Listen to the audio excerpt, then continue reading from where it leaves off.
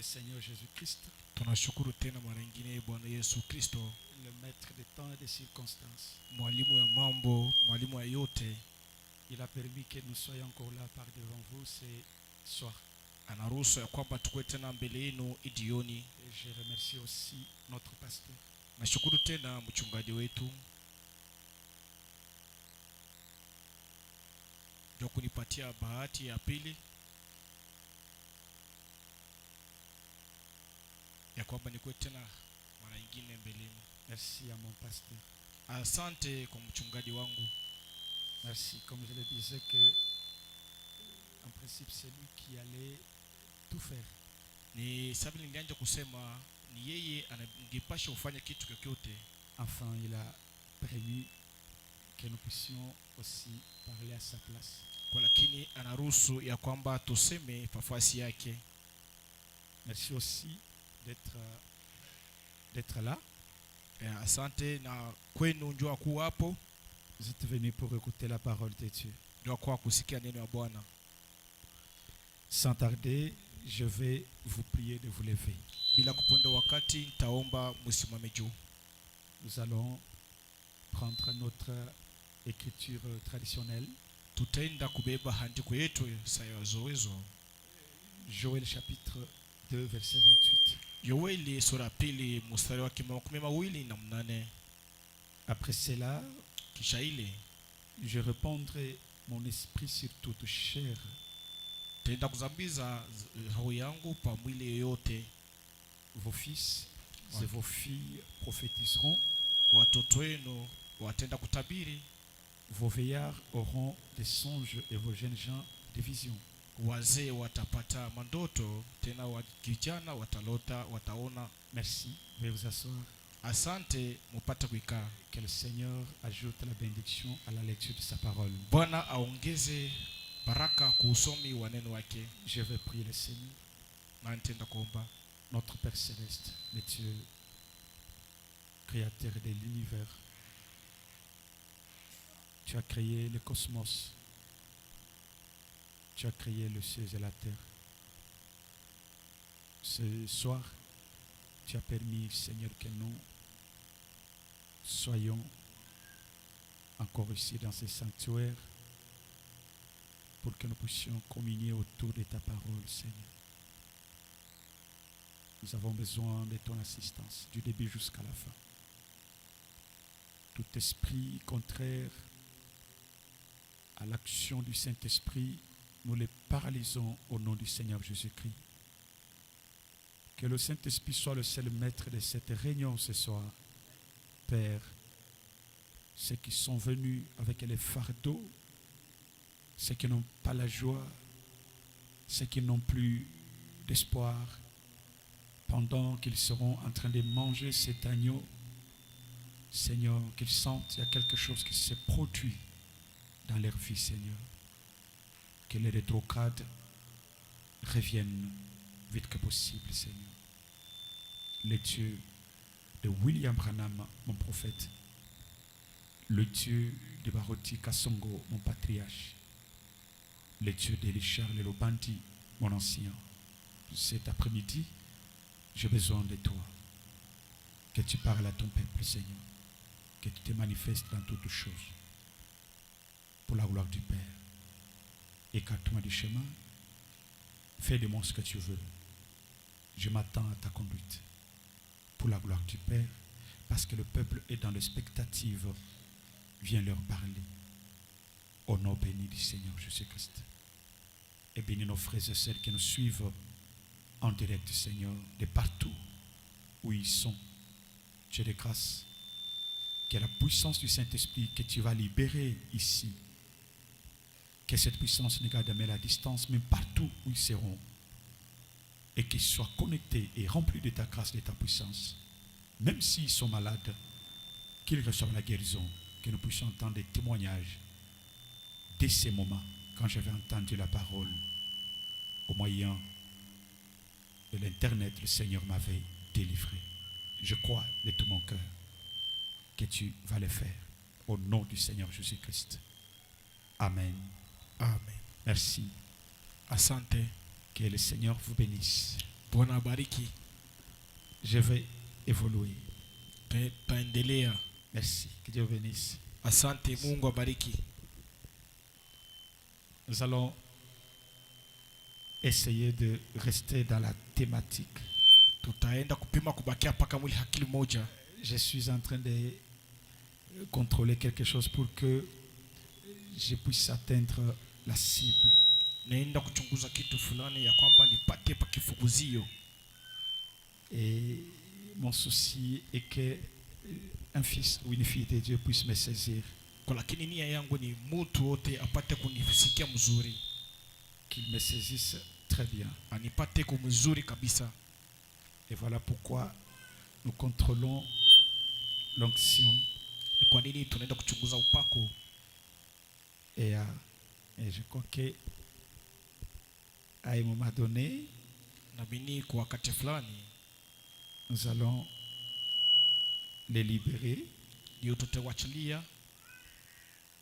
Parce que là, nous sommes en train d'ensemencer le peuple.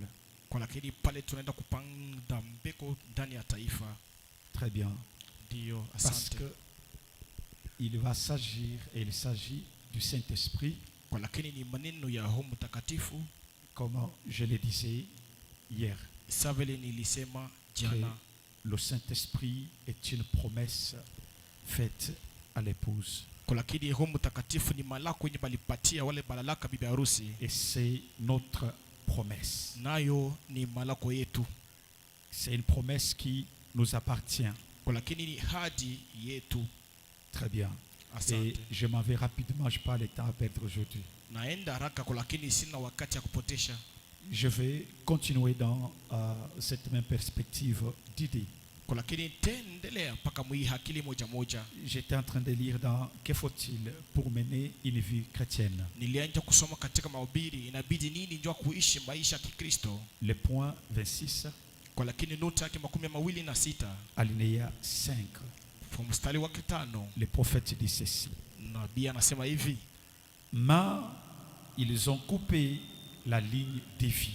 Kwa lakini bakenda kukata ile mstari wa changamoto. Quand ils ont cessé de chanter, wakati baliacha kuimba, quand ils ont ôté de l'église les jours des miracles et ont adopté leur théologie et leur intellectualisme, wakati baliondosha ndani ya kanisa siku ya miujiza na banabiba wa kiakili banaingiza ndani ya kanisa, plutôt que le baptême du Saint-Esprit, kuliko ubatizo wa Roho Mtakatifu, ils ont coupé la ligne de vie. kwa lakini bakakata ile mstari wa uzima. Dès que le Saint-Esprit est ôté de l'église, wakati banaondosha Roho Mtakatifu ndani ya kanisa, dès qu'un pasteur commence à nier l'existence d'un Dieu qui guérit, un Dieu qui délivre, un Dieu qui parle, l'existence des miracles, dès qu'un pasteur commence à bouder, n'est-ce pas, la réalité d'Hébreux 13:8, le messager dit, en ces moments-là, ils ont coupé la ligne de vie de l'église. Parce que le Saint-Esprit, c'est la ligne de vie de l'église. wakati banatosha miujiza, baotosha uwepo wa Mungu ndani ya kanisa, bakakatala na kukata kabisa ile mstari wa uzima. Dès que vous n'avez pas le Saint-Esprit, wakati hauna Roho Mtakatifu, vous croisez un homme qui ne croit pas au baptême du Saint-Esprit, na unapatana na mtu ashamini kubatizwa na Mtakatifu, cela veut dire ni kusema il a coupé la ligne de vie. anakata ile mstari wa uzima. C'est vous êtes des cadavres marchants. Ni kwa nini unakuwa ni mauti yenye unatembea? Le prophète dit sans doute Nabii anasema bila shaka que ce sont des grandes dénominations. lakini inakuwa ni inajitungia peke yayo mazebu. C'est ce qu'étaient ces grands arbres. Yenye ilikuwa ile mti mkubwa. Ils peuvent les prouver par l'histoire. Bezi kuionesha kupitia mahudisi. Ils avaient de grandes choses. Balikuwa na bitu kubwa. Que si celui qui regardait la forêt pouvait prouver qu'autrefois ils avaient été de très grands arbres florissants. Ni kusema mwenye anaanza kuangalia muhuru alipasha kuona kwamba ilikuwa ni miuchi minene kabisa yenye inaleta majiani mzuri. Ils étaient tellement florissants. Ilikuwa kabisa na majiani mzuri. Oh, aujourd'hui, chapo leo on ne voit que la nudité. tunaona madiani yote banatosha. Pourquoi? Kwa nini? Parce que la ligne de vie n'est plus. Lakini mstari wa uzima haiko tena. Vous entrez dans une église où il y a trop de body, trop de petites jipettes, trop de cinglés, trop d'histoires, trop de maquillage, trop de femmes à la chair, trop de femmes diaconesses. Cela veut dire ces gens, ils n'ont pas la ligne de vie. La ligne de vie est coupée. Ni kusema kama unaingia mkanisa mwenye mnakuwa masuluwali, mwenye mnakuwa majipa mfupi kwenye hakuna Mungu, ni kusema barisha kukata mstari wa uzima. Et comme Dieu continue à envoyer le vent pour que ces arbres se battent et reçoivent une nouvelle vie, sasa hivi Mungu anaendelea kabisa kutuma ile pepo ya kwamba ile mti ipumzike na ibende tenge ipate maisha mzuri.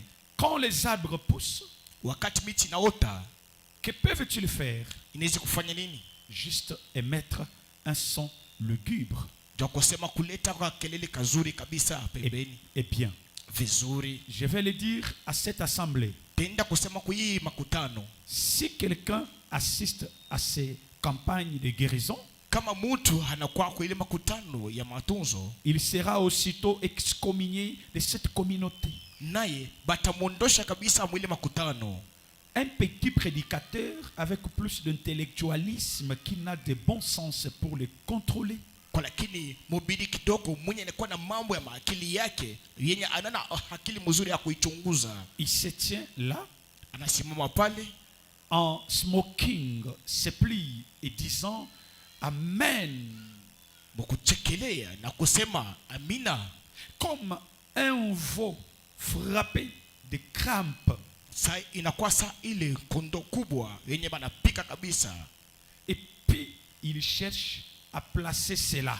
Na kisha anatafuta kuweka ile mzuri. Comme notre pasteur est en train de chercher comment inviter certaines personnes, n'est-ce pas, à vouloir, n'est-ce pas, venir aussi écouter la parole, communier ensemble, ainsi de suite, en cette grande manifestation ou ce grand événement qui notre église est en train de préparer. Sabile mchungaji wetu anaenda kutengeneza kualika watu kuachana ndio kwa kusikia kwa mahubiri mwika namuna wakati mzuri napita. Certaines églises qui ne croient pas, n'est-ce pas, la puissance de Dieu au baptême du Saint-Esprit disent mais dis, si vous osez aller entrer dans ces réunions-là, de ces gens-là qui se roulent par terre, ces gens-là, ils sont là seulement pour sauter, crier l'histoire du mouvement du Saint-Esprit. Nous ne croyons pas ça. Alors si quelqu'un ose d'aller entrer là-bas, répondre à cette invitation, nous allons l'excommunier. Alors un petit prédicateur là-bas, assis à smoking, c'est l'image que le prophète donne, et il va dire Amen.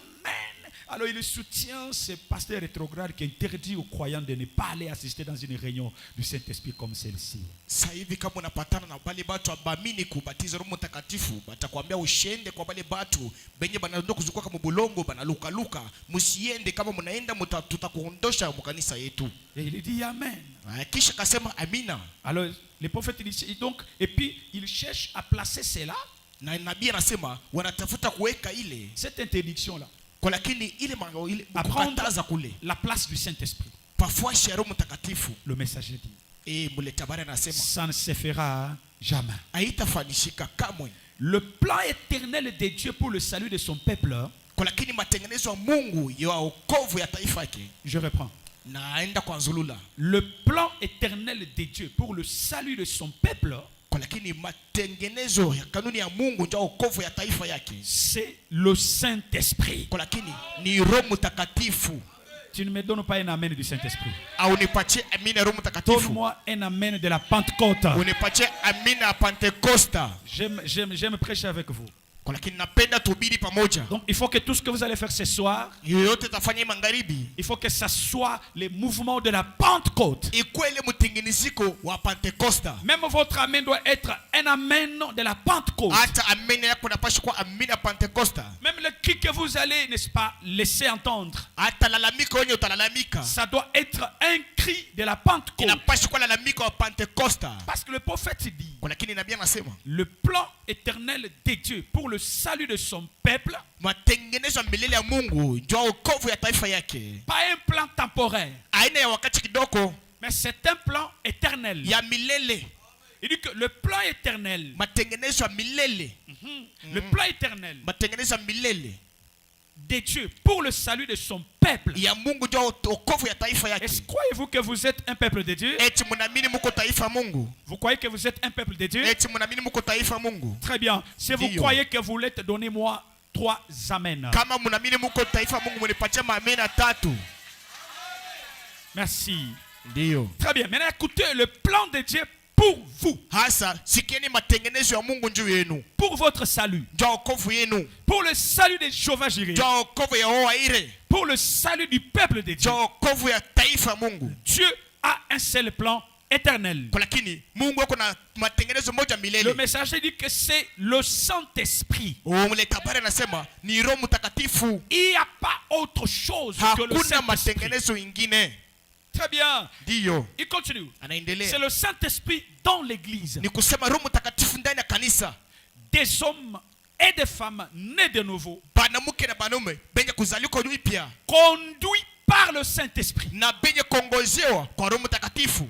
Non pas ceux qui cherchent à faire agir le Saint-Esprit. Anabala banatafuta batumikishe Roho Mtakatifu. Mais ce que le Saint-Esprit fait agir. Lakini bale Roho Mtakatifu natumikisha. Parce qu'il y a les gens qui veulent conduire le Saint-Esprit. Bako wanapenda kutumikisha Roho Mtakatifu. Ils veulent faire agir le Saint-Esprit. Banapenda kutumikisha Roho Mtakatifu. Non frère. Hapana ndugu. Les hommes nés de nouveau. Bantu benye kuzaliwa jipya. Ils se laisseront être conduits que par le Saint-Esprit. Bateriachiri ya Roho Mtakatifu bongoze. Et le Saint-Esprit va agir dans sa souveraineté. Na Roho Mtakatifu tajongoza bubu Mungu bayo. J'ai un principe. Niko na kanuni fulani. J'ai un principe. Niko na kanuni moja. Le principe là est celui-ci. Na ile kanuni ni hii.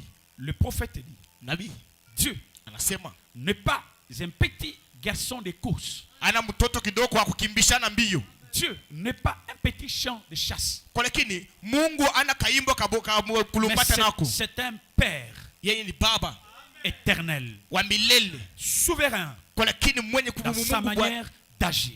namuna yake kutenda. Dieu Mungu n'est pas un bavard. ana mtu akusema sema. Non. Hapana. Dieu n'est pas un bébé qui doit bavarder en désordre. Mungu ana mtoto kiloko mwenye anapaswa kusema sema C'est mbure. un être surnaturel ordonné qui parle en ordre quand il veut. Kwa lakini ni mtu wa mastajabu wa isio ya asili, anapenda wakati anapenda kusema wakati Dieu est yake. souverain dans sa manière d'agir. Mungu anakuwa Mungu mnamuna yake ya kusema. Mon seul principe est celui-ci.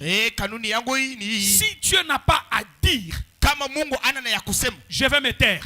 tasikala kimya. Je parlerai Tasema quand le ciel parlera. wakati mbingu itasema. Je vais bouger Tenda kutenka si le ciel me dit de bouger. kama mbingu inaniambia tenka. Si le ciel ne me dit pas de bouger, Kama mbingu inaniambia kutenka, je ne bouge pas. tabakia kimya.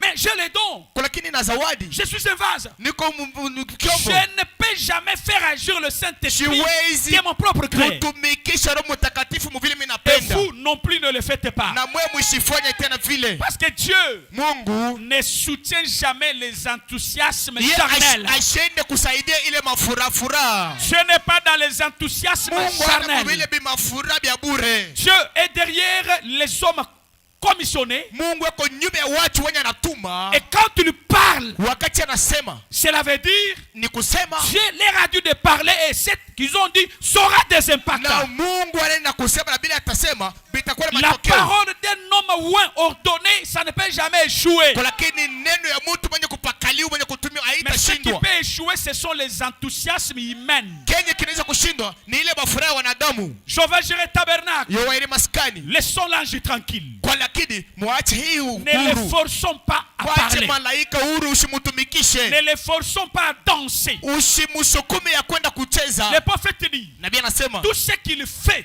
kyote anafanya c'est pour notre bien. njoo vizuri yetu, C'est pour sa gloire njoo utukufu et yake, pour l'honneur de son peuple. njoo kavumu ya taifa yake. On n'a pas besoin que les humains manipulent le Saint-Esprit. Hatuna lazima wanadamu watumikishe Roho On n'a Mtakatifu pas anapenda. besoin que les hommes manipulent le ciel. Hatuna lazima na watu Mais nous wanaotumikisha avons mbingu. besoin Kwa lakini tuko lazima que le Saint-Esprit, Roho Mtakatifu au travers des hommes ouins, kupitia watu wenye vienne kupakaliwa lui-même manipuler ces hommes-là. naye kuwe kwa peke yao itumikishe wale watu. Est-ce que tu es ici? Eti huko hapa, Dis à ton voisin, ambia jirani ne manipule pas le Saint-Esprit. usitumikishe Roho Mtakatifu vile. Dis-lui que ne manipule pas l'ange. Umwambie tena sema wewe usitumikishe malaika. Dis-lui seulement obéis seulement au mouvement de l'ange. Wewe umwambie sema wewe tii kuile mutingirisiko wa malaika. Parce que comment expliquer? Namna gani ya kufafanusha? Dieu me dit, Na Mungu ananyambia, prends le sable, mets dans l'eau, bois. lakini beba hii mavumbi wala mchanga, weka umaji na kunywa. Dans 48 heures tu seras guéri. Na mu 48 heures wala hii masaa 48 utatunziwa. Je fais entre guillemets la conduite. Kwa lakini mkato anafanya ile ongozaji. Avant 48 heures je meurs. Kwa lakini ile masaa alinyambia nafariki. Est-ce que ça c'est Dieu? Ule ni Mungu? C'est l'homme. Ni muntu. L'homme a manipulé le Saint-Esprit. Kwa lakini muntu anatumikisha le prophète dit tout ce que Dieu dit. Nabii anasema chochote Mungu anasema. C'est éternel. Inabaki milele. Ça ne peut pas échouer. Haiwezi kushindwa. C'est là où le prophète dit. Ndio kwenye nabii anasema. Ces hommes Bale watu qui ne manipulent pas le Saint-Esprit, mais qui se laissent être manipulés par le Saint-Esprit. Et ce sont ces hommes-là nés de nouveau que l'Église a besoin aujourd'hui, qui sont conduits par le Saint-Esprit. Non pas ceux qui cherchent à faire agir le Saint-Esprit, mais ceux que le Saint-Esprit fait agir. Vous êtes là? Quand Dieu dit que tu ne mourras pas, tu ne vas pas mourir. Tu ne mourras pas. Mais comme c'est un Dieu de précision, il dit, mon serviteur, qu'il prenne ses médicaments. Je vais les guérir pour un temps. Et puis je vais les récupérer. Dieu doit d'abord te rétablir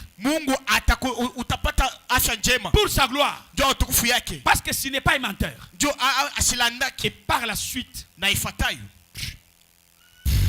tu pars comme il l'a dit. Très bien. Ça, c'est pas mon problème. C'est un petit commentaire. Pas ceux qui cherchent à faire agir le Saint-Esprit, mais ce que le Saint-Esprit fait agir.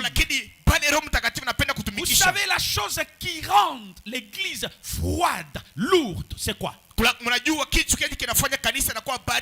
chose qui peut rendre un croyant qui était fervent il y a des semaines lourd, c'est quoi? C'est quand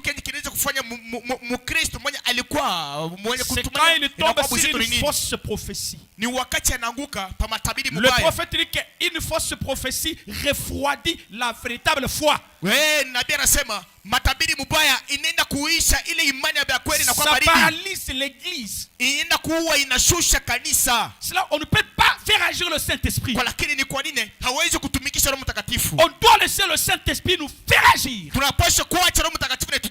Parce que nous sommes une église qui est conduite par lui-même. La conduite du Saint-Esprit, c'est quelque chose qui fait avancer l'église. Dans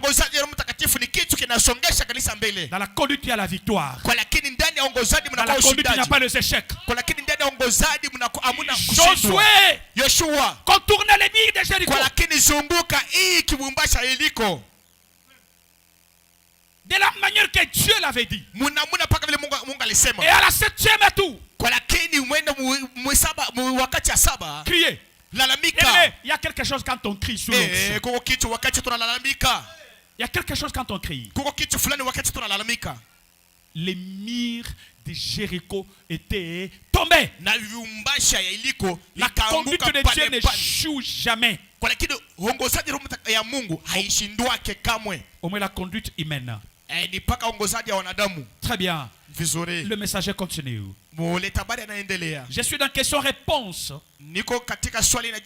Très bien. Question-réponse. Le prophète dit ici, je n'ai pas noté ici la date. Le point 73. Je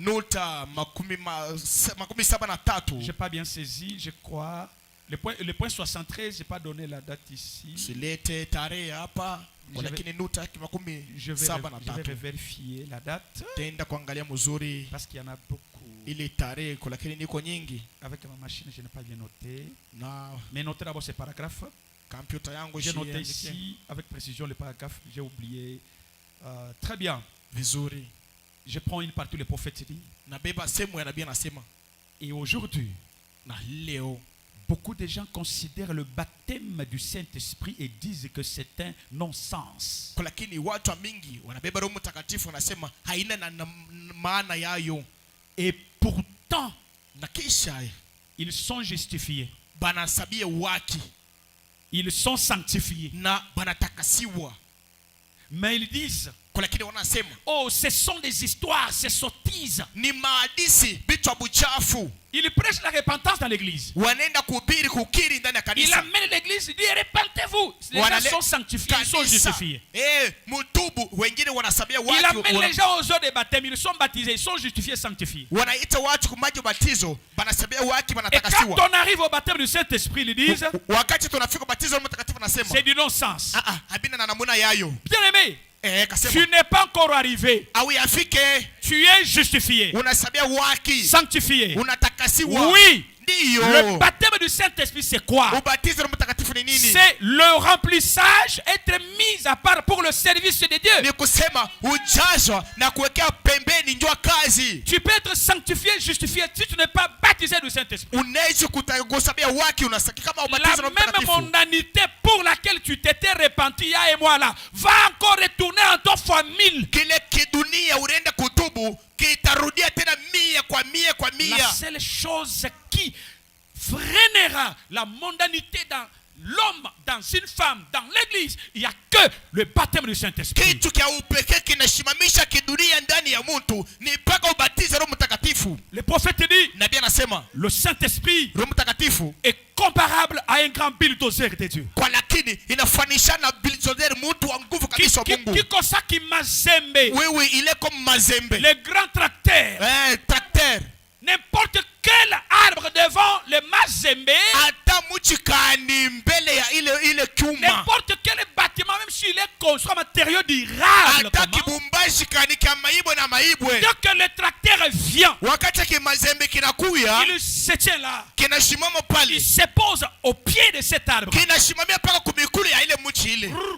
Kinatenkesha, kinapandisha, kinaenda kusukuma, kinaangusha. Le prophète dit, Nabii anasema c'est ça le bulldozer de Dieu, jo yenye uwezo nguvu ya Mungu. le Saint-Esprit. Roho Mtakatifu Quand il entre dans un cœur humain, wakati naingia ndani ya moyo wa il dit qu'il mettra dehors la mondanité. atatosha kidunia Il kote mettra nje. dehors les je ne peux pas. Itatosha kenye Il siwezi. mettra dehors les choses du monde. Itatosha Il ndani mettra dehors les vitu choses ya dunia. familiales. Itatosha nje vitu ya Même kijamaa. si tu étais maudit dans ta famille. Hata kama balikulana mjamaa yako. Quand le grand bulldozer se présente Wakati là, wa uwezo unaisimama pale. même si ton père t'avait maudit, Hata kama baba yako alikulana. même si ta mère t'avait maudit, Hata kama mama yako ndio quand alikulana. le grand bulldozer de Dieu Wakati se tient uwezo wa là, Mungu unaingia ndani mwako. il ne laisse rien sur son parcours. Asitaacha kitu ndani mwako. Il déracine tout. Yote anatukuna. C'est ça le Saint-Esprit. Jo ile Roho Mtakatifu. Il est important que l'église reçoive le Saint-Esprit. Inakuwa ya maana kanisa ipokee Roho Mtakatifu.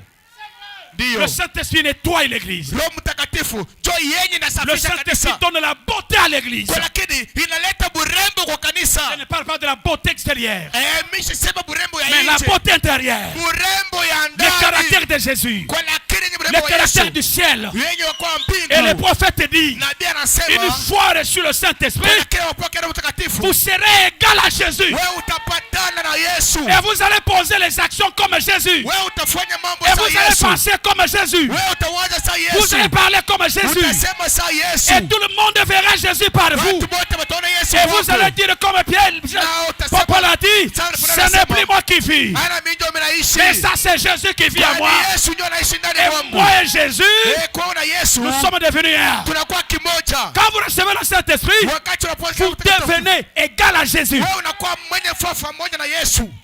Ndio. Égal à Jésus. Unafuatana na Yesu, unakuwa naye pamoja. Vous êtes là? Eti mko hapo. Je commence maintenant à me sentir. Sasa mimi naanza kulishikia mzuri. Parce que Jésus est ici. Ndio Yesu yuko hapa. Ne souhaite pas que tu sors comme tu es venu. Ndio. Ouais. Seigneur, laisse-moi terminer. Bwana unyache kuniishi huko. Merci Seigneur. Asante Bwana. Vous êtes là? Eti mko hapo? Très bien, écoutez ce que le prophète dit. Msikieni kile nabii anasema. Oh là là là là là. Oh. Il dit ce sont ces histoires. Anasema tuache bile bintu bile. Le point 74 là, il dit 64 anasema je sais, najua le diable shetani a placé là toutes sortes d'épouvantails. Anaweka biongopesha vya namuna yote pale. Là où il y a les bonnes pommes, pale pako pome wala chakula mzuri, c'est là tout autour que se trouve l'épouvantail. Jo kwenye pembeni kuna kwa biongopesha. Le prophète dit nabii anasema c'est exact. Ni vile na mais le seul conseil qu'il nous donne c'est celui-ci. Wanaenda kushuhudia namna moja hivi. Passez outre cette chose et mettez-vous à manger les pommes. Wewe tambuka kiongopesha na ikaria pa ile chakula chakula. Le Saint-Esprit aujourd'hui c'est frère Branham. Quand vous croyez frère Branham, c'est fini frère. Avalez la brochure. Démon. Voyez frère, les églises où il y a la puissance et le Saint-Esprit, voyez ces choses ça crée beaucoup de confusion. Démon. Frère, depuis quand Dieu peut créer une confusion parmi son peuple? Non, c'est toi qui es le maître de confusion parce que tu ne maîtrises pas la parole. Je te pose la question. Ce que tu fais chaque jour derrière la chair, tu fais quoi? Donc tu crois que toi tu as les dons. C'est le don que toi tu as. Et la petite dame ouinte qui prophétise là, elle n'a pas les dons. Elle a les démons. Sauvage tabernacle. Si aujourd'hui il y a un monde où il y a trop de sorciers, c'est le monde des pasteurs. On a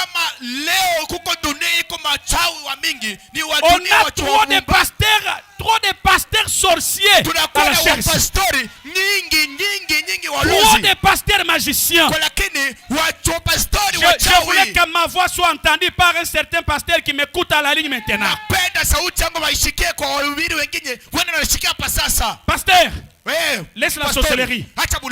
Pasteur, laisse la magie. Viens ici. Viens dans ce quartier. C'est quel quartier? Le quartier de la terre. Il y a un peuple merveilleux au coin. Là où il y a la vraie vitamine. Là où il y a Jésus. Là où il y a la parole. Là où il y a le Saint-Esprit. Viens, tu vas recevoir la vie. Toi, tu crois que tu as les dons. Et nous n'avons pas les dons. Comme toi, tu ne nous crois pas. Et nous ne te croyons pas aussi. Il y a trop de pasteurs sorciers. Ils ont pris l'église en otage. Et leur travail c'est quoi? Et tu fais le Saint-Esprit. Bloquer le Saint-Esprit. Pas vos choses là-bas ici. Quand vous entrez en onction, on vous met au bureau. On vous met dehors. Disgrâce. Un blasphème. Je n'adorerai jamais. Je ne donnerai jamais ma dîme. Je ne payerai jamais ma dîme à un pasteur plombier qui refuse le Saint-Esprit. Je n'adorerai jamais dans une église où Dieu n'est pas mouvement.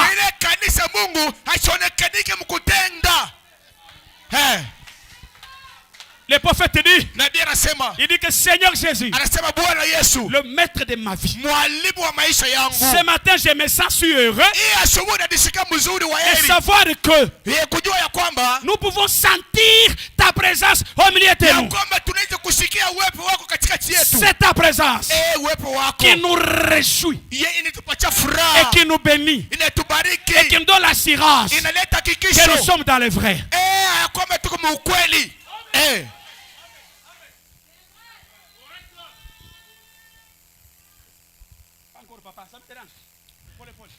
Blantement.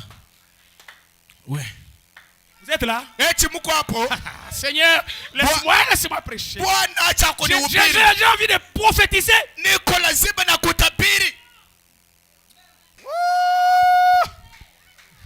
Seigneur, je ne prophétise pas. Laisse-moi d'abord.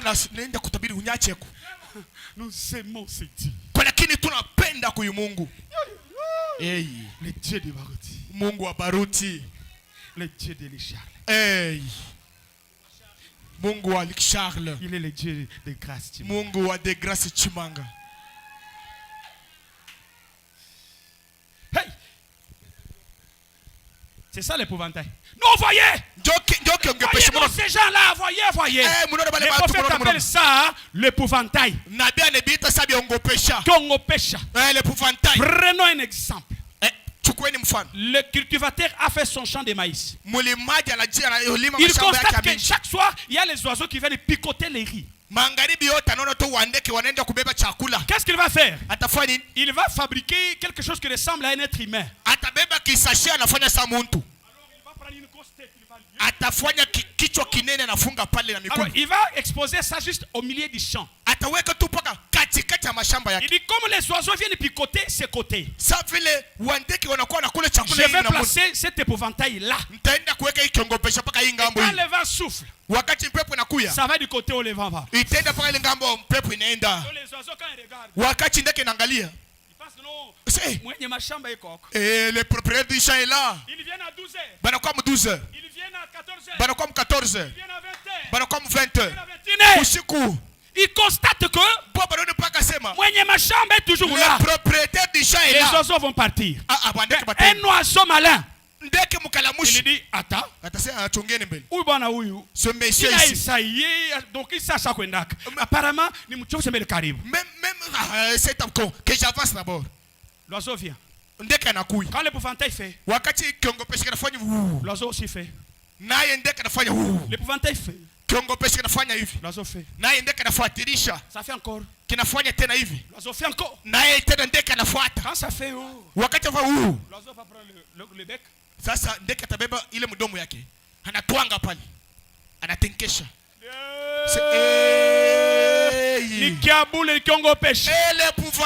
Le prophète dit l'oiseau va contourner l'épouvantail. Il dit il va picoter encore le maïs. C'est comme ça avec les pasteurs plombiers aujourd'hui. Ils ont mis beaucoup d'épouvantail autour du baptême du Saint-Esprit. C'est révolu. Hein? Le Saint-Esprit, c'est quand vous croyez le message de l'air. Faux. Le premier disciple, le premier baptiste dans Actes chapitre 19, verset 1er, verset 2 jusqu'au verset 7. Ils étaient croyants. Ils étaient enseignés. Mais ils n'avaient pas le Saint-Esprit. Quand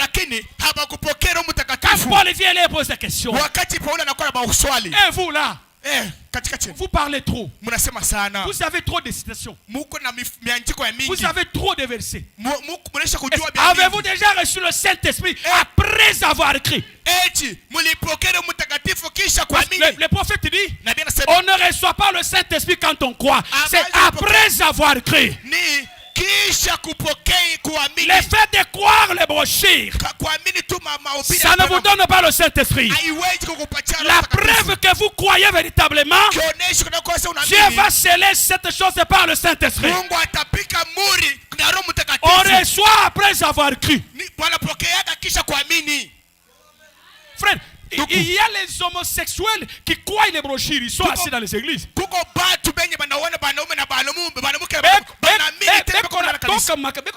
Donc ça, avec les brochures à la main. Ils sont là à l'église. Dites-moi qu'ils ont le Saint-Esprit. Parce qu'ils ont que les brochures. Ils n'ont pas ça. Et ils sont en face encore d'un pasteur païen aussi. Le prophète dit, même si vous avez fait autant de temps dans la parole, et que vous n'avez pas le Saint-Esprit, il dit que vous êtes un inconverti. Vous êtes d'accord avec moi? Un inconverti. Et ils sont assis en train de payer les dîmes et les offrandes. Les inconvertis qui paient la dîme, un inconverti de vous.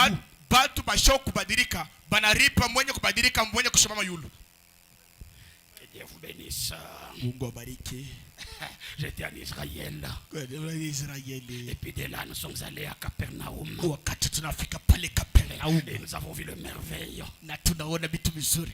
Et puis au-delà de ça, nous sommes allés vers la mer Na Méditerranéenne. kisha tunaenda kubahari Et au-delà de Mediterranean. ça, nous avons croisé un blanc qui nous a dit, voyez ici, Jésus est passé par là. Na kisha tunapatana na mzungu anatuambia Yesu alipita. Alors les inconvertis vont dire, Bale batu bashoku kubadilika na kikelekele et pale après, yulu. il dit, c'était ça, le rapport de voyage. Na kisha senjo ile report ya safari yangu. Nous allons te poser la question.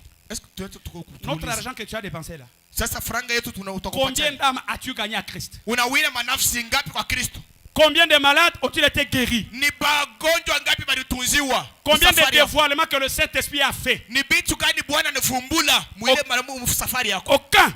Hakuna hata moja. Il est parti avec son gros ventre. Anaenda na tumbo yake. Il est retourné avec son gros ventre. Anarudia kushindia tena na pale. Les églises comme ça, ce sont les gens, donc ce sont des loges. Ndio. Le prophète appelle ça les prostative meeting. Donc unabii anasema ni makutano imo ya bule haina na maana Les ndani. rassemblements des hommes et des femmes. Makutano ya bantu banamume na banamuke. Mais ce qui fait la force, Kile kinafanya nguvu. il n'y a pas. Akina La force de l'église, c'est le Saint-Esprit. nguvu ya kanisa ni Roho Mtakatifu. La force du ministère, c'est le baptême du Saint-Esprit. Kwa lakini nguvu ya huduma Et ni c'est dans Roho ce Mtakatifu. but-là qu'il a été donné à l'église. Le prophète dit, il a été envoyé à l'église pour donner l'onction au prédicateur. ya kwamba ilitumia kwa kanisa kupatia upako Et kwa pour mhubiri. donner à l'église la force de la prière. Kwa lakini alienda kupatia tena nguvu ya maombi mkanisa. Si vous n'avez pas la force de la prière, Kama hauna na nguvu ya cela maombi veut dire ni kusema vous n'êtes pas jusque-là baptisé du Saint-Esprit. na pale hauyabatizwa kwa Roho Mtakatifu. Vous faites une prière seulement 10 minutes, vous êtes fatigué. Wewe unaomba tu dakika 10 unachokea pale. Vous n'avez pas le Saint-Esprit. Hauna Roho Mtakatifu. Voilà l'occasion, je vais gérer tabernacle. Tazameni bahati Roho Le Mtakatifu. Saint-Esprit est disponible. Roho Mtakatifu yuko tayari. C'est votre promesse. Kwa lakini malako yenu Ouvrez seulement le cœur. ufungula moyo. Arrangez votre vie. Tengeneza maisha yako. Enlevez les biens. Donc, retournez les biens mal acquis. Tosha rudisha vitu vyenyewe Nettoyez vos cœurs, nettoyez vos maisons. Safisha manyumba yenu na moyo. Soyez vraiment prêts à recevoir cette vie. Mkwe tayari kupokea Pour kabisa. que quand ce moment-là, Mwile wakati que quelque chose puisse arriver. kitu fulani kifike. Le prophète dit, Nabii anasema Dieu donne le Saint-Esprit à ceux-là qui le lui demandent, ceux-là qui l'obéissent. Mungu anapatia Roho Mtakatifu kwa wale banamutii. C'est la Bible qui en parle. Ni Biblia inasema. Cherchons ça. Ndio. Dieu donne le Saint-Esprit Mungu anapatia Roho Mtakatifu à ceux-là qui l'obéissent, kwa wale banatii. à ceux-là qui le lui demandent. Kwa wale banaitafuta banayomba. Vous êtes là? Eti mko hapo. Est-ce que tu peux dire avec moi cette fois, Seigneur Jésus-Christ, baptise-moi du baptême du Saint-Esprit? Eti unaweza Allons-y. kusema na mimi mara 7, Bwana ubatize, unibatize na ubatize Roho Mtakatifu. Cette fois, allons-y. Mara 7 twende. Seigneur Jésus, Seigneur Jésus. cette fois, baptise-moi du baptême du Saint-Esprit. Allez-y maintenant vous-même. Cette fois, Twende allez-y. sasa mwe benyewe mara Allons-y. 7.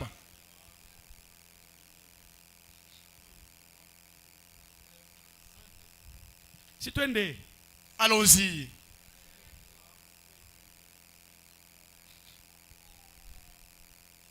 allons-y. Twendeni.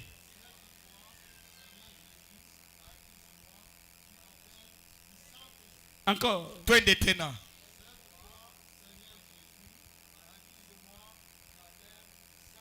Encore. Wouh. Encore la Tena dernière mara fois. ingine.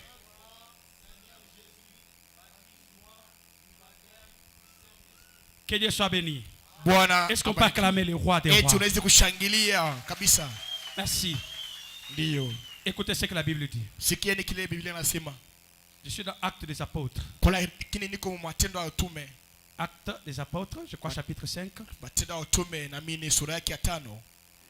Je suis en train de vérifier là où j'ai noté ici. Nenda kuangalia penye Parce niliandikia. que je vais aller tout droit quelque chose et puis je ne traîne pas aujourd'hui. Tunaenda raka kwa kitu kenye lakini sitagawia leo. Voilà. Avant cela, Kabla ile lisons d'abord ça. tusome kwanja hii. Ndio. Lisons d'abord ça. Some kwanja hii. Le témoignage d'un vrai témoin avant de lire Actes. Washuda wa kweli. Le point 161. Nota yake ya 161. Le messager dit.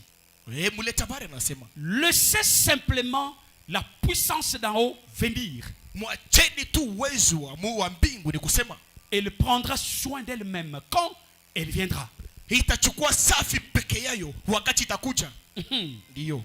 Attendez jusqu'à ce que vous soyez revêtus de puissance. Mchungeni na ile wakati mtavikwa kwa ile uwezo. Oh, Dieu, Mungu.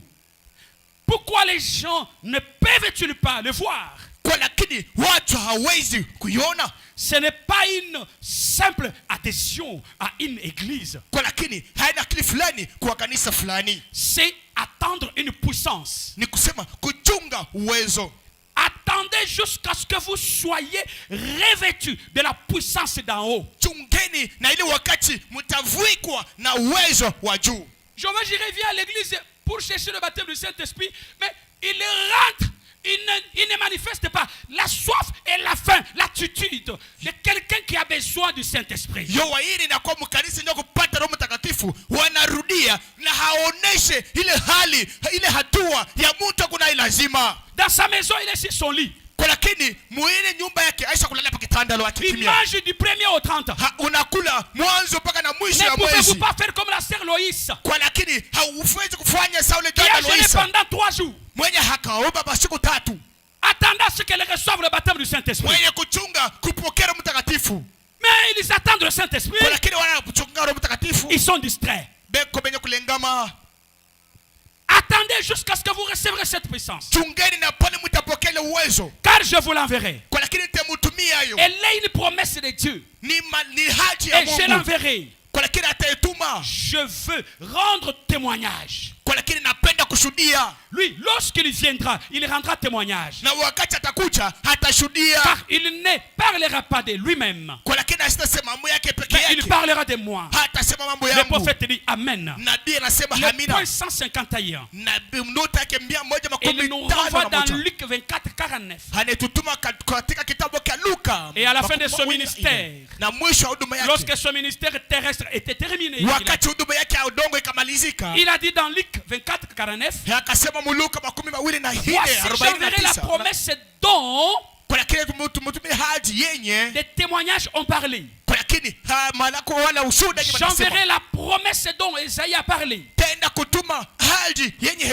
J'enverrai la promesse dont Joël a parlé. J'enverrai la promesse que tous les prophètes que le Père a montré à travers les prophètes. J'enverrai sur vous la promesse de mon Père. Le prophète ouvre la parenthèse. Il dit, arrêtez de prêcher. Arrêtez de chanter. Ne faites plus rien d'autre. Vous n'avez pas la qualité de chanter si on n'est pas le Saint-Esprit. Vous n'avez pas la qualité de prêcher les croyants étant donné que vous n'avez pas le Saint-Esprit. Même pour être un huissier dans l'église, il faut être baptisé du Saint-Esprit. Même pour être un diacre dans l'église, il faut être baptisé du Saint-Esprit. Même pour être administrateur, il faut être baptisé du Saint-Esprit. Sinon vous serez un administrateur escroc et détourneur des biens de Dieu. Un adé qui dit jamais la vérité. Pour être un trésorier de l'église, vous devez être baptisé du Saint-Esprit.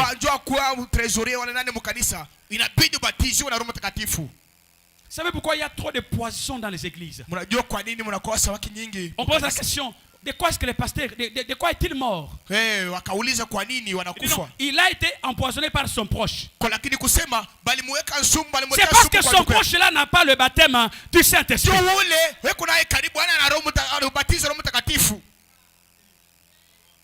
Un diacre qui empoisonne le pasteur, c'est parce que ce diacre c'est un sorcier, un Judas Iscariote. Frère, écoutez, je voulais, c'est une parenthèse. Tel que nous sommes nous tous là, il y a un seul homme que Dieu a élevé dans sa saison.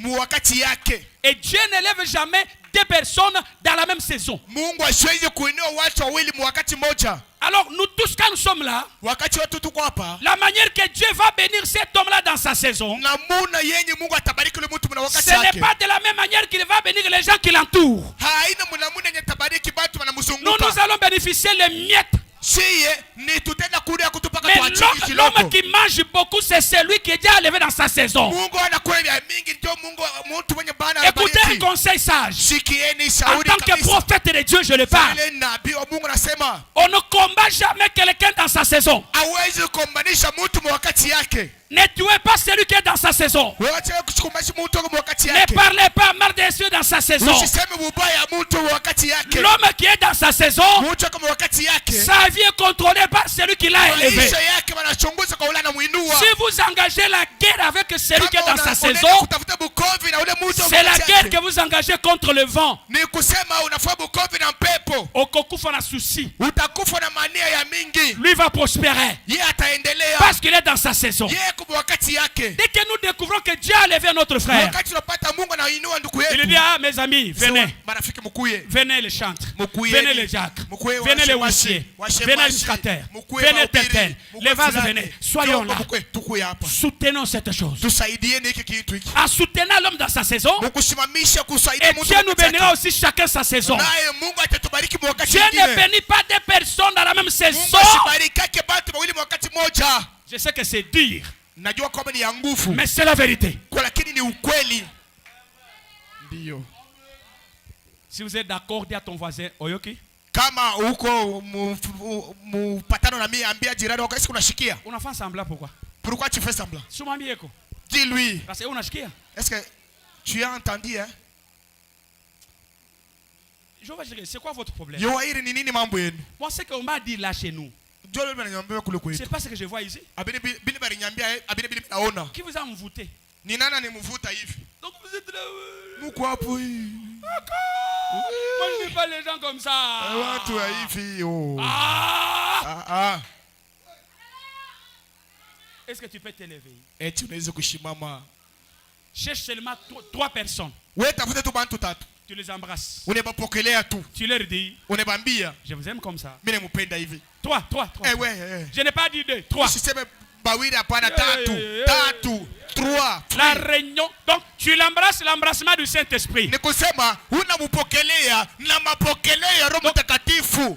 Kama sikupokele, cela veut dire ule mtu na adui wako. Si ne t'embrasse pas, c'est-à-dire c'est ton ennemi. Kama sikupokele donc na adui wako ule. Si ne t'embrasse pas, c'est-à-dire c'est ton ennemi. Unakuwa inspecteur. Maintenant tu deviens inspecteur. Unakuwa maman sénatrice. Maintenant tu deviens la maman sénatrice. Maman honorable. Maman honorable. Maman Judith Soulou. Maman Judith. La première ministre. Ministre wa Et kwanza. nous sommes tes serviteurs. Si watumishi wako. Donc, tu ne bouges pas. Même la réunion du Saint-Esprit, c'est une réunion de popcorn. Kwa lakini makutano Roho Mtakatifu ni makutano Quand on mzuri. parle de Jésus, Wakati wanasema bo Yesu. Jésus dans mon cœur, Yesu ndani ya moyo wangu. me fait sauter, me fait crier. Ah, Donne-moi 3 amens forts. Sema amina munene. Donne-moi 3 amens forts. Donne-moi 3 amens forts. Amina tatu ya nguvu. Alléluia. Alléluia. Il est vivant. Il est ressuscité. Il est vivant. Il est ressuscité. Il est vivant. Il est ressuscité. Il est ressuscité. Il est vivant. Qui est celui-là? Jésus. Qui est celui-là? Est-ce que tu peux sauter pour Jésus? Saute un peu. Saute un peu. Saute un peu. Alléluia. Alléluia. Dis à ton voisin, Ambia jirani. Jésus-Christ est ici. Yesu Kristo yuko hapa. Vous savez, Mnajua ce qui te fait là, kile kinakufanya c'est vile. parce que toi, on a me contrôlé. Oui, parce qu'on les contrôle. Si nous les libérons ici, Kama tunamwachilia, on verra si tu vas rester assis. tutaona kama utakala pale chini wa Tout, kuikala. on a me gérer bien. Parce que nous les gérons très bien. Tout, on a me gérer. Nous les gérons. Ouais. Tout, on a me gérer. Nous les gérons. Parce que nous connaissons son adresse. Tunajua fuasha Le nekariaka. Dieu du réveil. Te halama ya Le wamsho. mari capable. Kwa lakini Bwana wa Le nguvu. glorieux Saint-Esprit. Utukufu Roho L'éternel est capable de changer ta situation. Bwana wa uwezo wa kubadilisha mambo yako. J'ai vu ce Dieu déchirer les trompes des femmes qui n'en avaient pas. Leur donner de nouvelles trompes. J'ai vu ce Dieu faire entendre les sourds-muets.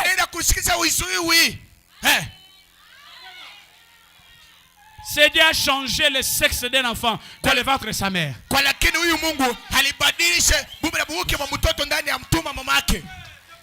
La sœur était là à l'échographie. Plus de 3 fois. L'école lui dit, tu mettras au monde une fille. Premier examen. Deuxième. Troisième. Elle vient chez moi et me dit, papa, fais-moi entrer dans l'hôpital de Jésus. Qu'est-ce que ton Jésus voit? Regarde les résultats. Je veux un garçon, papa. Papa, ana popo la kério. Ici, il y a plus que l'échographie. Viens. Viens ici. Tu veux quoi? Papa, donne-moi un garçon. Change le sexe de l'enfant. Je vous dis la vérité. Le Dieu de Baruch est vivant. Le Dieu de Joseph Kouloumane est vivant. Je vous dis la vérité. J'ai dit Seigneur Jésus. L'échographie a dit plus de 3 fois qu'il mettra au monde une fille. Elle croit que je suis un homme roi. Et que derrière ma parole il y a la vie. En tant que ton prophète, je ne t'impose pas, mais j'accorde à ta fille le désir de son cœur. Je ne change pas ta volonté, mais tu nous donnes ce que nous aimons.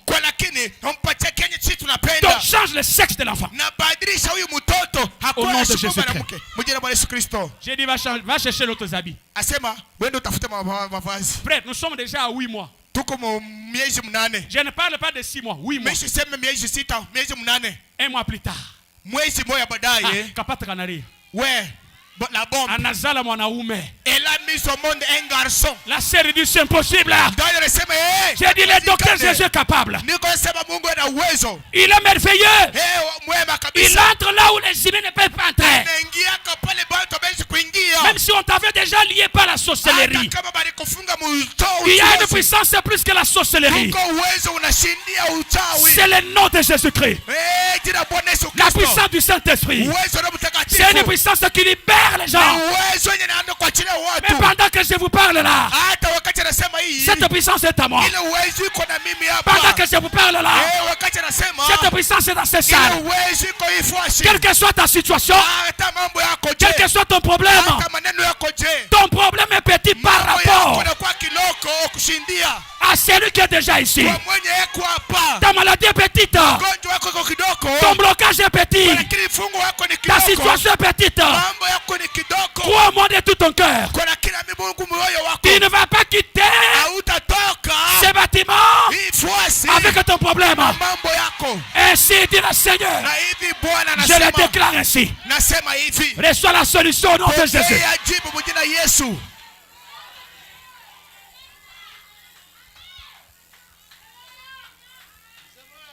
Dio.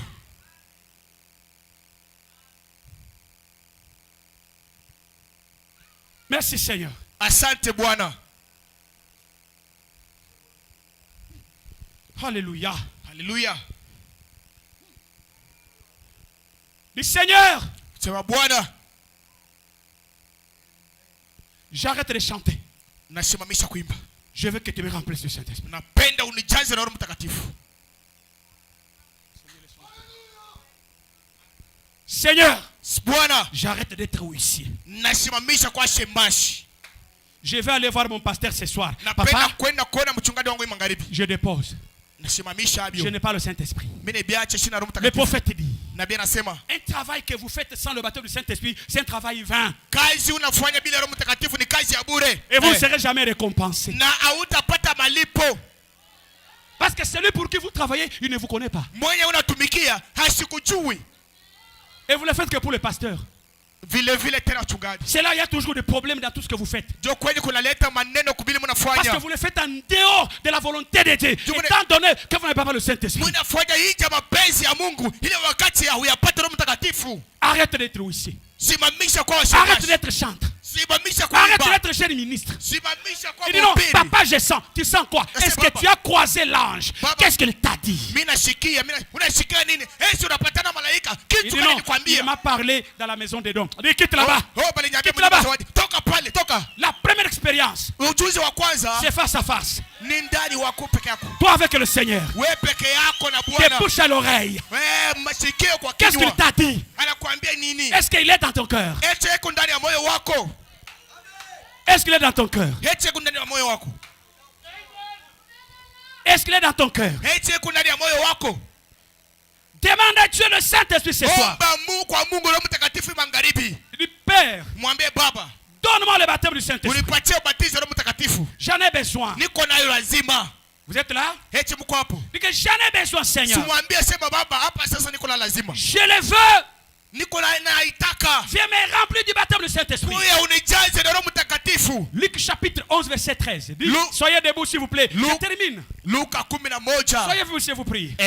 Msimame juu.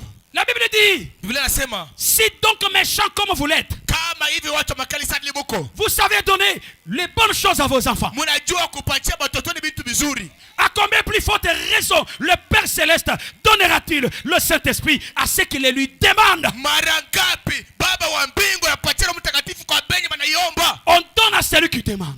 Banapatia kwa ule kuna lazima na naomba. Tellement que vous êtes devenus trop français. Sasa vile mnakuwa kabisa batu kabisa kuchoka mbele Vous kabisa. oubliez même comment prier, même dans votre propre langue maternelle. On a encore français, on est de Moussouaili, Abikamati, on est de Français, Abikamatiki. Donc, cela veut dire que on a shindo. Ni kusema hata nyumba tu parles en français ça ne tient pas. En swahili ça ne tient pas. C'est-à-dire tu as échoué.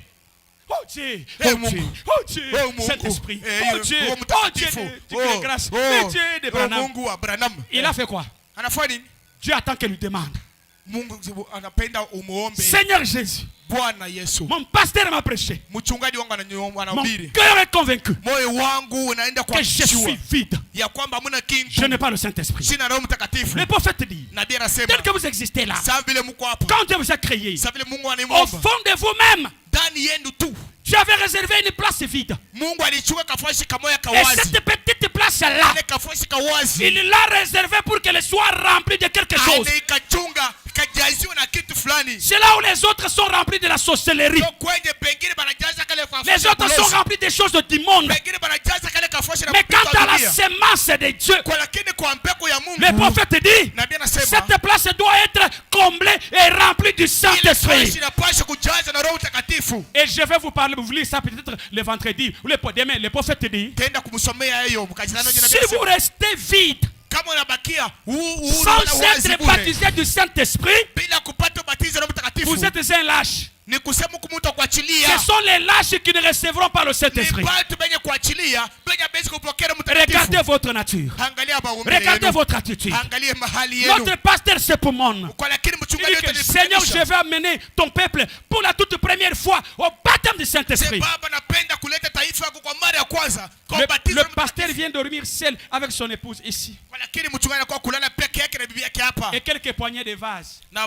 vyombo kidogo. Toute l'église. Kanisa yote. Chacun dans ses histoires. Mtu yote makazi yake. Chacun dans ses affaires. Mtu yote mabintu yake. Chacun à la maison. Mtu yote kunyumba. Ils dorment sur leur lit. Banalala kuma Vous bitanda vous yao. pensez que le Saint-Esprit est un gâteau qu'on va distribuer gratuitement? Mnawaza sema Roho Mtakatifu ni zawadi Le prophète dit, Nabii anasema même si c'est gratuit, ataka ni mais il bia y a du prix à payer. kuna kwa bei ya Il y a kulipa. les choses que vous devez, donc vous devez résilier les contrats avec certaines choses. Mnapaswa kwenda kufanya kazi kabisa na ile na bintu Vous devez fulani. abandonner certaines choses. Mnapaswa kuacha bintu bingine. Vous devez quitter certaines choses. Mnapaswa kutoka Quittez vos amis. kutoka marafiki. Quittez vos enfants. Watoto. Quittez vos épouses. Kuba- Quittez vos bibi. époux. Kutoka Éloignez-vous-les. Seigneur, Mwe- je dois dormir par terre Mwe- jusqu'à ce que tu me donnes le baptême du Saint-Esprit. Wende nabo mbali. Baba tenda kulale mu mavumbi na pale utanipatia Roho Mtakatifu. Dieu te les donnera. Na Mungu atakupatia hiyo. Acte 5, 32. We Nous sommes témoins de ces choses. tunakuwa washuhuda wa hii vitu. De même que le Saint-Esprit que Dieu a donné à ceux qui lui Sa obéissent. vile Roho Mtakatifu yenye Mungu anapatia kwa wale wanamutii. Celui qui ne paye pas la dîme, Mwenye ashilipe chekumi il ne recevra pas. ashitapokea Roho Mtakatifu. Avant que tu le reçoives, Kabla ya kuipokea viens arranger avec le pasteur. kuya utengeneze na Celui mchungaji. qui vient à l'église sans offrande, Mwenye anaenda kanisa bila il ne sadaka recevra pas. Viens anashitaipokea. d'abord arranger avec le Kuya sacrificateur. utengeneze kabisa na wakoani. Celui qui vient à l'église en retard, Mwenye anakuwa kanisa il ne recevra pas. Là, je ashitapokea. suis vraiment trop dire. Pale niko wa nguvu C'est pas quelque chose qu'on doit distribuer comme ça. Non. Aina kitu batakabula Il y a hivi. le prix à payer. Kuna kwa bei ya kulipa. Tous les voleurs de dîmes Bangizi bote bachekumi. doivent arranger leur vie. Wanapaswa kutengeneza maisha yao. Venez voir le pasteur. Mkwe muone mchungaji. Ceux qui viennent à l'église sans offrande, Pale wanakuwa kanisa bila venez voir le sadaka. pasteur. Mkwe muone mchungaji. Ceux qui viennent en retard à l'église, Pale wanakuwa nyuma wakati venez mkanisa. voir le pasteur. Mkwe muone mchungaji. Il doit ôter la malédiction sur vous parce que vous êtes maudits. Pasha kuondosha malaana kwenu njoo mnalaniwa. Soyez calme, je vais vous prophétiser après. Mkwe kimya. Ici, Tenda Je kumtabiri kisha. nettoie d'abord le cœur. Hapa nasafisha kwanja mioyo. Je suis en train de chercher un bon terrain Mimi naenda kutafuta fuasi mzuri. pour que nous puissions nous croiser bien. Parce que je sens qu'entre vous et moi, donc il y a des chemins vraiment. Donc il y a une lutte. On ne se croise pas tellement. Je suis en train de vous chercher dans mon répertoire. Mimi naenda kumtafuta ndio tupatane. Nyuma naona kuko barabara mbili. Ndio. Je suis en train de vous chercher. Mimi naenda mtafuta. Que le ciel m'aide à vous croiser là où vous êtes là. Mungu nisaidie tupatane na mwe na mimi pale muko. Que Dieu m'aide. Mungu anisaidie. Je sens que je suis dans un autre chemin et vous, vous êtes à côté. Nashikia niko barabara nyingine na mwe muko Vous me mwingine. faites vraiment peur. Oui. Je vais le tabernacle. Mnaenda kunipatia hoga hoa ile maskani. Aidez-moi à vous croiser là où vous êtes là. Munisaidie tupatane pale Je muko. suis ici pour vous bénir. Niko hapa kabisa kumbariki. Je n'ai pas amené un autre Dieu. Siende kuamini Mungu. C'est le même Dieu que notre pasteur vous prêche. Kwa lakini Mungu moja moja ni Je mchungaji. n'ai pas amené un autre message. Mishilete ujumbe C'est le même mwingine. message. Ni ujumbe moja Mais je moja. sens que vous êtes dans un autre chemin à côté. Nashikia muko barabara nyingine pembeni. On ne se croise pas tellement. Hatupatane. Revenez vite que possible. Murudieni haraka. Il y a les gens qui vivent mal ici. Kuko watu wengine nasema baya hapa. Ainsi dit le Seigneur. Na hivi Bwana Il y a les anasema. gens qui se prostituent ici. Kuko watu wanafanya Ainsi dit undugu le hapa. Seigneur. Hivi Bwana Il y a les anasema. gens qui escroquent ici. Kuko watu Ainsi dit le kabisa Seigneur. vitu hapa na sasa. Arrêtez ces choses. Msimamishe vile vitu. Venez chercher le Saint-Esprit. Kwa utafuta Roho Vous Mtakatifu. rendez l'église lourde. Kwa lakini mnafanya kanisa la kwa Il y a les buzito. sorciers qui sont là. Kuko walozi wako Ainsi hapa. m'a parlé le Seigneur. Na hivi Bwana Si vous ananiambia n'abandonnez pas la sorcellerie kama muende kwenda kutubu avant bubuzi la fin de l'année, kabla ya mwezi on va mwaka vous kuisha enterrer un à un. batemuzika. Le Seigneur m'a montré sur tous ses côtés. Bwana ananyosha hii ngambo Il hii. y a trop de femmes sorcières ici. Kuna kwa mwanamke wa mingi olozi. Mettez vos vies en ordre. Mweke maisha ni Venez voir le utaratibu. pasteur. Mkwe mwana Si mchungaji. vous passez par l'imposition des mains Kama unapita kushika kwa mikono sans confesser, bila kutubu, le Saint-Esprit m'a dit, Roho Mtakatifu il ananiambia activera la sorcellerie. ataenda kufanya bulozi mtakuwa bunene. Et tout le monde va te Utapanda. découvrir. Na bantu wote Et tu seras batakufa. humilié publiquement. Na utashushwa bei Il kwa vous a watu donné wote. le temps de vous repentir. Anakupatia wakati wa Vous n'avez pas kutubu. voulu. Aupende. Il va tellement avertir publiquement. Kwa lakini anakuambia Vous n'avez pas voulu. Usikie. Vous avez tout fait. Wanafanya Vous n'avez yote. pas voulu. Aupende. Regardez ce que vous avez préparé. Kaangalia vile Vous mlitengeneza. voulez tuer des enfants ici. Unajua Non? kuua watoto wawili Avant hapa. la manifestation. Kabla ya kumeile Le Saint-Esprit m'a dit, Roho Mtakatifu vous ananiambia allez échouer. utashindwa. Et nous allons vous lier au nom de Jésus-Christ. Kufunga mjina la Yesu. Vous n'allez pas tuer quelqu'un ici. Hautaua mtu hapa. Vous n'allez pas tuer quelqu'un ici. Hautaua mtu hapa. Amen. Et tous les enfants seront consacrés par notre pasteur. Batoto wote Tous les batakwambia enfants. kwa mchungaji wetu. Batoto Vous wote. ne ferez rien. Hamtafanya kitu. Soit vous devez quitter avant que le service ne commence. Hawezi kuondoka kabla hii kazi ianze. Je connais ce que j'ai dit. Najua kile mnasema.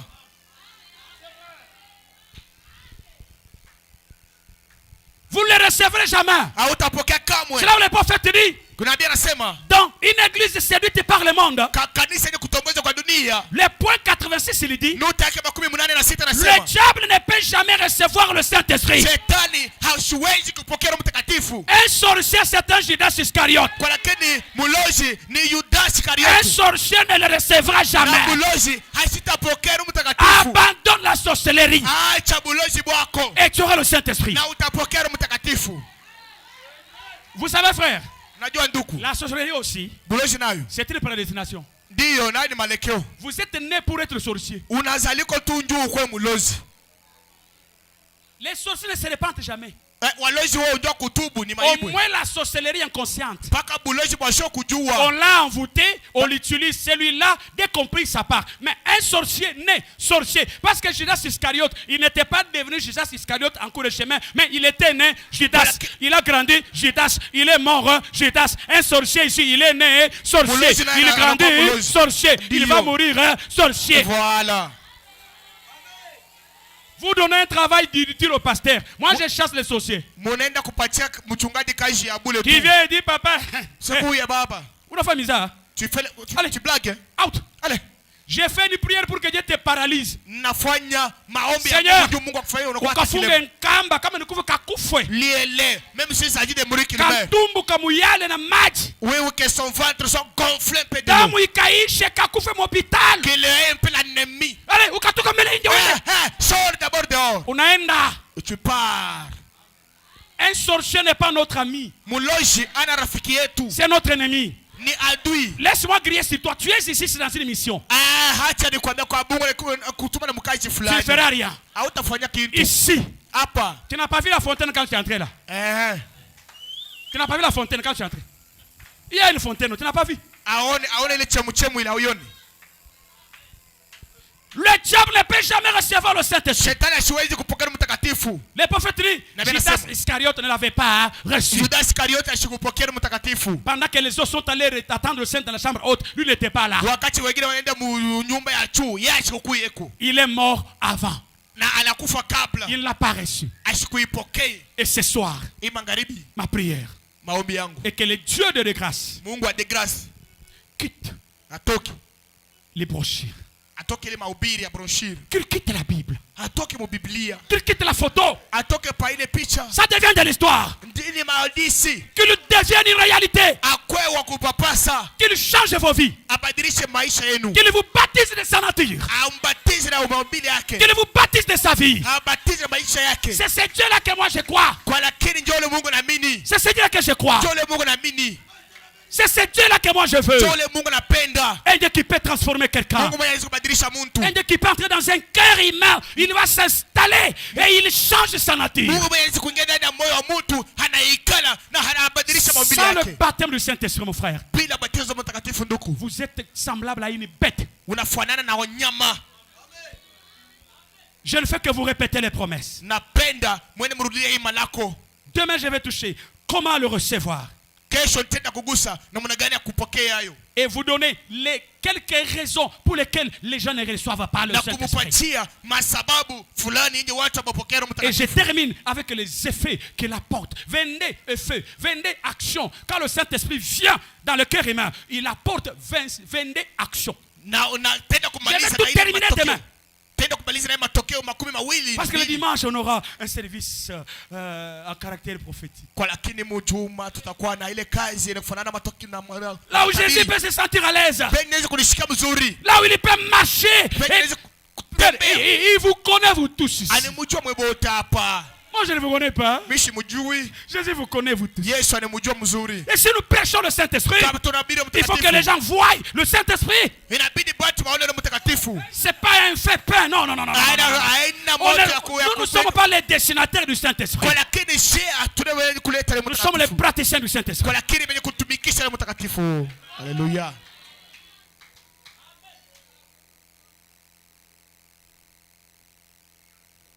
Ta situation va changer. Mambo yako itabadilika.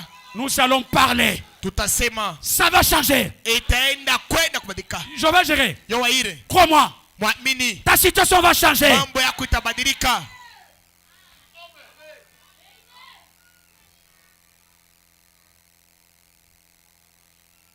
Cela, je vous prierai d'être avant demain. Kwa lakini inaweza kuruhusu kabla ya kesho. Il faut que vous soyez là à temps. Hein. Inabidi mkuwepo pale mbele ya Je wakati. voulais terminer tout là. Nipende kuisha tu vyote papa. Et puis je vais prononcer un mot. Na kisha kutangaza sauti Et je fulani. me prépare pour les dimanches. Yenye ni kujitengeneza nywa mjuma. Je parlerai un peu du Saint-Esprit. Tenda kusema kwa kidogo. Et puis je vais vous rejoindre là où vous êtes. Na kisha tenda kumupata pale muko. Je suis votre frère. Niko ndugu yenu. Nous sommes venus pour vous aider. Tunakuwa njoo kumsaidia. Mettez vos vies en ordre. Muweke maisha yenu mutaratibu. Arrangez vos vies. lakini mtengeneze maisha yenu. Il y a un Saint-Esprit réel Kuko Roho Mtakatifu ya que kweli. l'église peut recevoir. Ndio yenye kanisa inaweza kupokea. Tel que je parle, ce sont des blagues. Nafanya sa mchezo. C'est pas de la magie. Kwa lakini haina uchawi. Le Dieu qui a créé l'univers, Mungu mwenye anaumba maumbile. il va changer d'habitation. Atenda kubadilisha kabisa maneno. Et il va te choisir toi. Atenda kuchakula wewe. Il va marcher. Atatembea. Il va entrer en toi. Paf! Aingia ndani mwako pa. Et il fera de toi sa demeure. Atafanya fasi ya kuikaria. Et tu deviendras son trône. Na utakuwa enzi yake. Tu dis ne pas voile. Tu dis ne pas voile. Yo, yo, yo. Ah bon? Tu dis ne pas voile. Mon son est diwani. Tu dis ne pas voile. Yeah, yeah,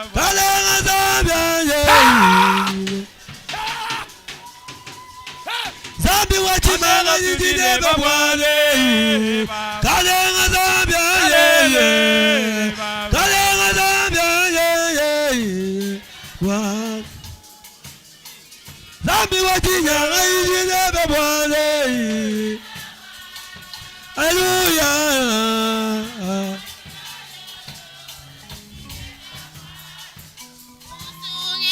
Wewe mukalenga yidine babwale Kalenga Zambia ye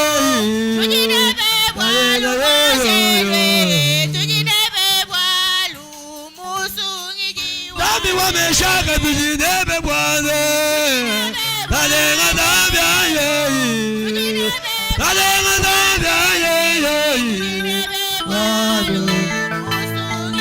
Zambi wameshaka tujinebe bwane Kalenga Zambia ye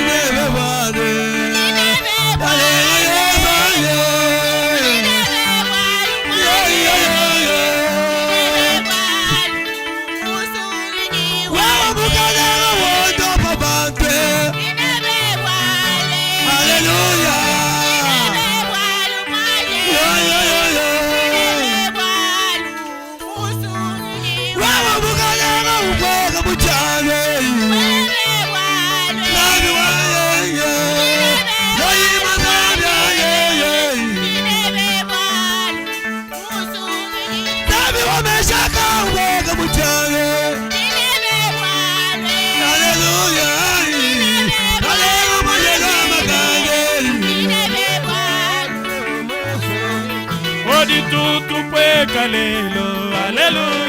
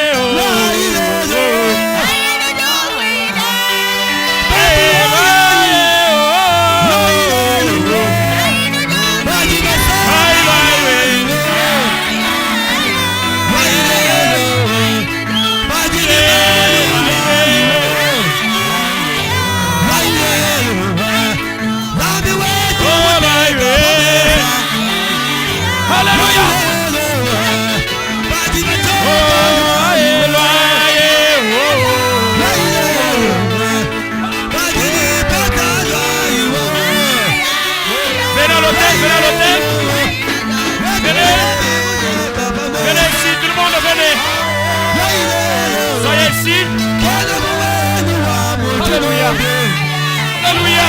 Alléluia. Merci Seigneur.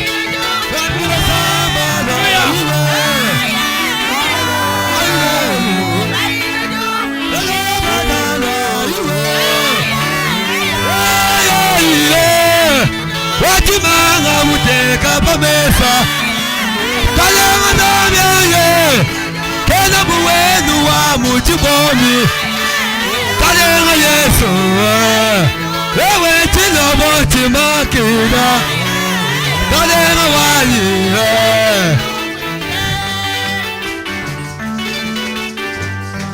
Mettez vos mains sur la tête. Mettez vos mains sur la tête. Je vais prier pour vous. Parce que je vais implorer la miséricorde de Dieu. Seigneur Jésus. Bloquez la musique s'il vous plaît.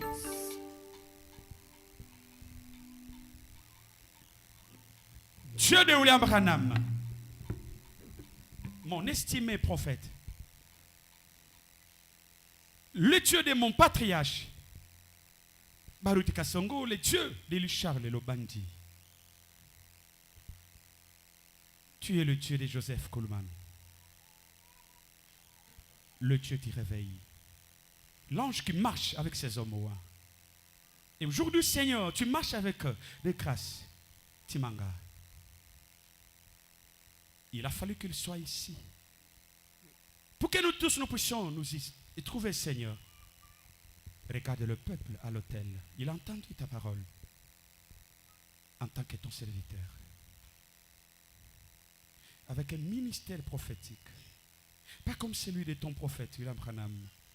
En Éphésiens 4 que je suis. Le répétiteur de William Branham. Lui qui a prêché dans cet âge de la fin. Père, je répétais la même parole. Le même évangile que mon patriarche Baruti Kasongo a répété. Il a prié pour moi. Seigneur, je te rappelle sa prière. Il a dit, Père, que par son ministère, les âmes soient libérées. Que par son ministère, que les cadavres reviennent à la vie. Que par son ministère, que les âmes soient baptisées du Saint-Esprit. Je crois de tout mon cœur. Père, je me tiens ici au nom du Seigneur Jésus-Christ. J'enlève toute la condamnation sur ce peuple au nom de Jésus-Christ. Et je les place sous le sang d'Emmanuel. Qu'il lui soit pardonné ce soir au nom de Jésus-Christ. Amen. Place dans leur cœur la faim et la soif de chercher le vrai baptême du Saint-Esprit. Le prophète nous a dit, oh Seigneur, j'ai aimé ton serviteur de grâce. Un bon berger. Le messager dit, un vrai berger amènera son église jusqu'au baptême du Saint-Esprit. Amen. Quelle grâce de nous avoir donné de grâce à Timanga, Seigneur. Dieu de grâce, que ce peuple reçoive ta vie. Que ce peuple reçoive le baptême du Saint-Esprit. Que ce peuple reçoive la vraie vie, Seigneur. Afin que la situation de tout un chacun soit changée au nom de Jésus-Christ. En tant que ton serviteur, je les mets sous ta garde. Seigneur, et je condamne la mort sur ce peuple. Je place l'ange de la protection sur tous les bébés. Au nom de Jésus. Dieu de William Branham, je prends la chaise électrique. Je place cela. Partout où il y a un sorcier, une sorcière. Seigneur, j'enlève la bonne chaise qu'il occupait. Qu'il puisse s'asseoir sur une chaise électrique. Afin que son corps soit brûlé et qu'il soit mal à l'aise ici. Au nom de Jésus-Christ. Au nom de Jésus-Christ. Seigneur, je place les bonnes chaises pour installer le véritable fils et fille de Dieu. Qu'il s'installe là confortablement. Afin qu'il reçoive le baptême du Saint-Esprit. Seigneur, que la miséricorde leur soit accordée. Et la grâce et la bienveillance leur soient utiles et favorables. J'ai répété ta parole, Père, pendant que nous sommes en train d'aller petit à petit, graduellement vers l'action, Seigneur. Je suis en train de préparer le terrain pour le Messie qui vint. Je fais que les Jean-Baptiste, ma prière, et que ces faibles mots que je suis en train de parler d'une manière de cousine